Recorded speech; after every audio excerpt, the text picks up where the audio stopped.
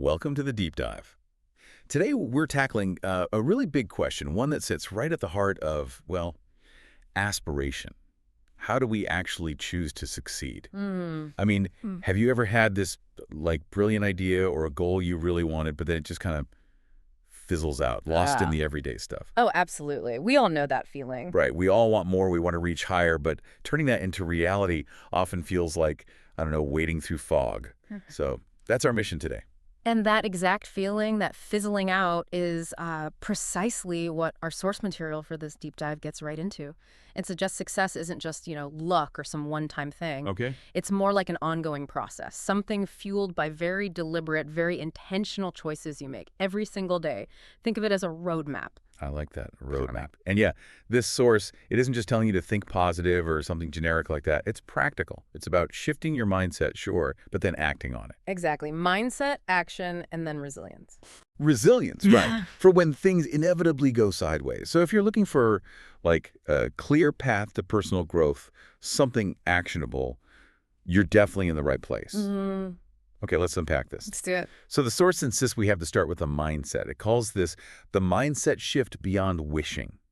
And this is where it gets really interesting because it's not just positive thinking. It's more fundamental. It's about changing how you see your own role, moving from just hoping things work out to, well, actively going after them. And the very first piece of that shift, according to the source, is owning your agency, which sounds a bit jargony maybe, but it just means realizing. You're realizing what? Realizing that while, yeah, tons of external stuff is outside your control, the economy, other people, whatever your response to it, your effort, your perspective, that's always yours to control. Okay, so it's about focusing on what you can control, not what you can't. Yeah. Like, stop asking, why me? Exactly, and start asking, okay, what now? It's about reclaiming that power, even when things feel chaotic. That's a powerful switch.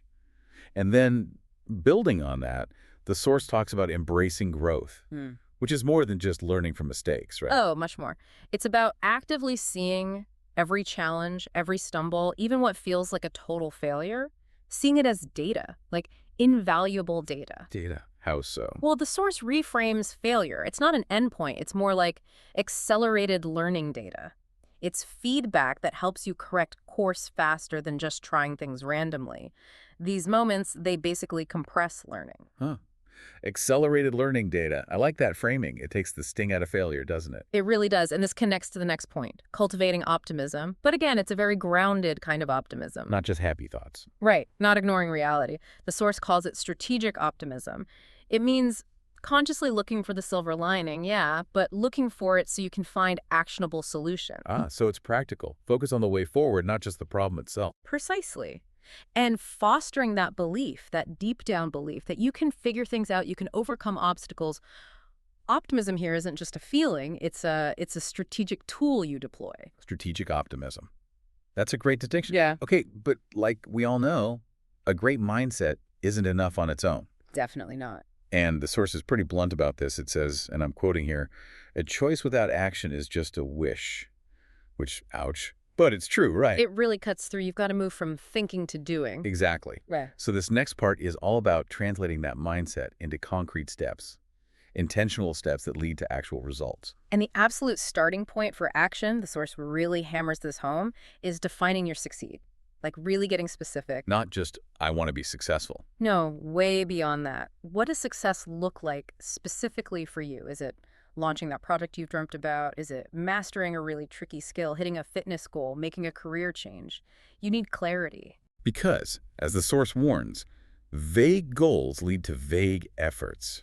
Makes sense if you don't know exactly where you're going. Your effort gets scattered, you spin your wheels. Which is where the SMART goals framework comes in. Now, most people have heard of SMART goals, but the source kind of adds another layer to it. Yeah, it pushes for more depth. So specific isn't just naming it, it's defining the exact outcome, not just get healthy, but... Like walk 10,000 steps every day for the next month to feel more energetic. Exactly, then measurable. How will you track progress and impact in a way that actually motivates you? What does that number mean? Okay. And achievable.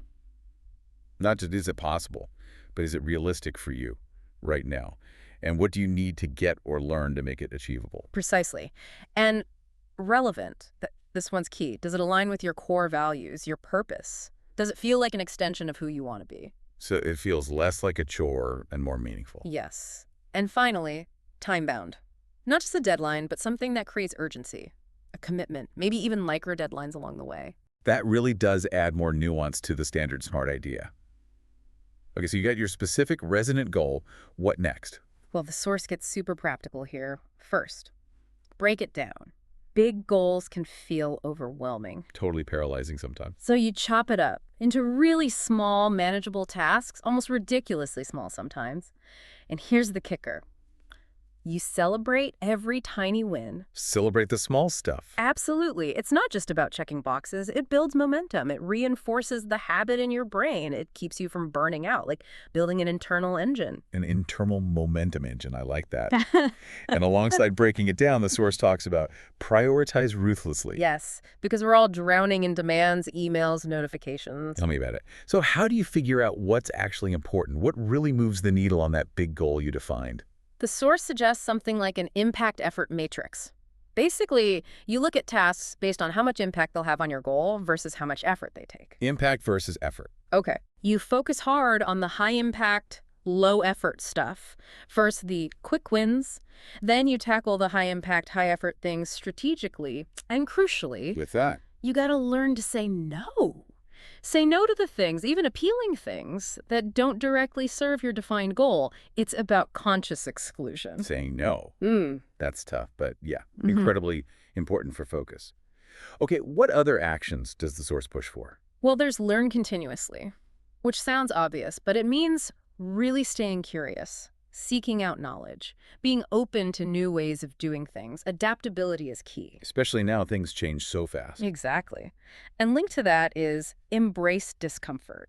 Growth doesn't happen when you're comfortable. Leaning into those challenges that feel a bit scary, that's where the real transformation happens. It builds your growth muscles. Growth muscles. Got it. Makes sense. You need to stretch yourself. Definitely. And you don't have to do it alone. The source really emphasizes build your support system. The people around you. Yeah. Not just cheerleaders, but people who genuinely support you, challenge you constructively, and believe in you, even when you doubt yourself. Share your goals with them. Ask for advice. Celebrate together. It creates this ecosystem of support. An ecosystem. That's a good way to put it. Yeah. Okay, so we have mindset, specific goals, breaking it down, prioritizing learning, embracing discomfort, building support. Anything else on the action front? One more crucial piece. Reflect and adjust.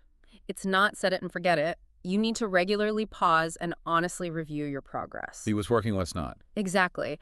And be willing to pivot. Change your strategy if needed. The source calls it smart course correction, not failure. It's about being agile, using every step as data for the next one. Constant fine-tuning. Okay, Yeah. that covers the action part really well, but we know the path isn't smooth. Rarely ever is. Right. There will be setbacks, rejections, self-doubt creeping in. So this final section is about how that choice to succeed gets tested. It's about resilience, how to bounce back. And bounce back stronger. The source offers a few key strategies here. First, simple but powerful.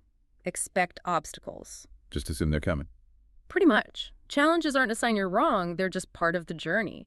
Knowing that changes your reaction from shock to, okay, what do we do now? Right, takes the surprise element out. Then, don't dwell on setbacks. Feel the disappointment, sure. But then, extract the lesson, what can you learn, and move forward. Don't get stuck ruminating. Easier said than done sometimes, but crucial. Definitely.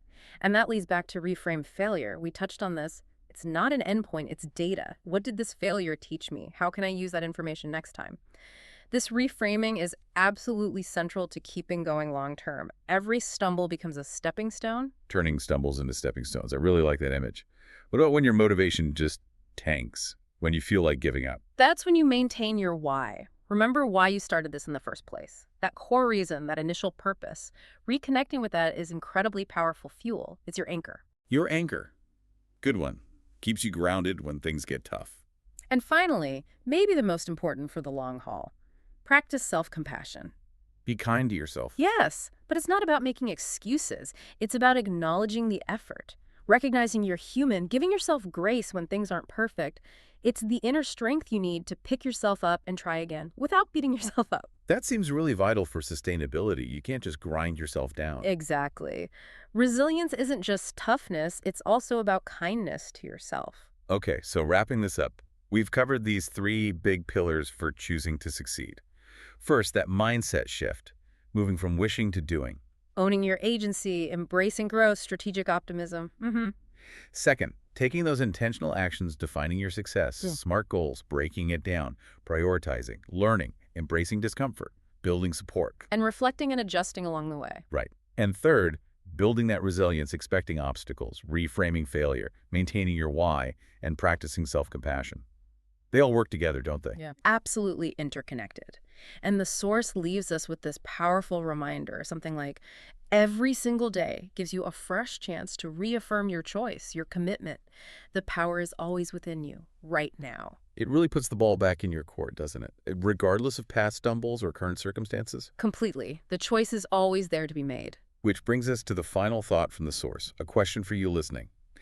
What specific action, maybe even a tiny one, will you take today to actively choose to succeed? A great question to reflect on. Definitely. Give that some thought. Thanks so much for joining us for this deep dive. We'll catch you next time.